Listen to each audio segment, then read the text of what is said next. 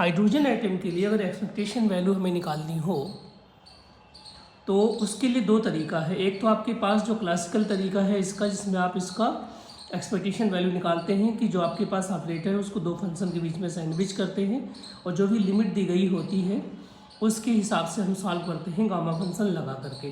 Gamma function क्या होता है, 0 to इन्फिनिटी एक्स के पावर n e के पावर माइनस ए एक्स डी एक्स अगर है तो x का जो पावर होता है n उस पर वो आ जाता है गामा n+1, और जो e के पावर माइनस एक्स का कोफिशिएंट होता है उसके ऊपर भी डिवाइड में a के पावर n+1 हो जाता है। उस हिसाब से मैंने 1s की वैल्यू निकाली तो 3/2 a0 आ गई, लेकिन ये इंटीग्रेशन बड़ा है।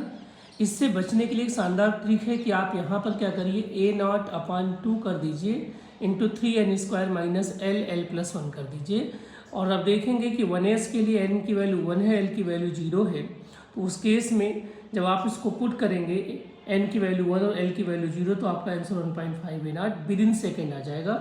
सिमिलरली अगर हम 2p के लिए देखते हैं, 2p में भी हम पहले इसको क्लासिकल वे में सॉल्व करते हैं तो एक बड़ा सा इंटीग्रेशन सॉल्व करना पड़ता है, लेकिन जैसे ही मैं 2p में n की वैल्यू 2 और l की वैल्यू 1 पुट करता हूँ तो answer 5 a0 same to same आता है।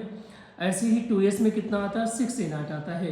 अब इसका सिग्निफिकेंस हम लोग जानेंगे कि जो एक्सपेक्टेशन वैल्यू है r की उसमें 2s की वैल्यू ज़्यादा है 2p के कंपेयर में। इसको जब प्लॉट करते हैं r² r dr तो r के रेस्पेक्ट में तो हम देखते हैं कि जो इनका रेडियल फंक्शन का कर्व आता है 2s का जो मैक्सिमम वैल्यू होती है प्रोबेबिलिटी की वो 2p के कंपेयर में ज़्यादा दूरी पर मिलती है, 6 a0 पर मिलती है। तो ये इसका कंक्लूजन है।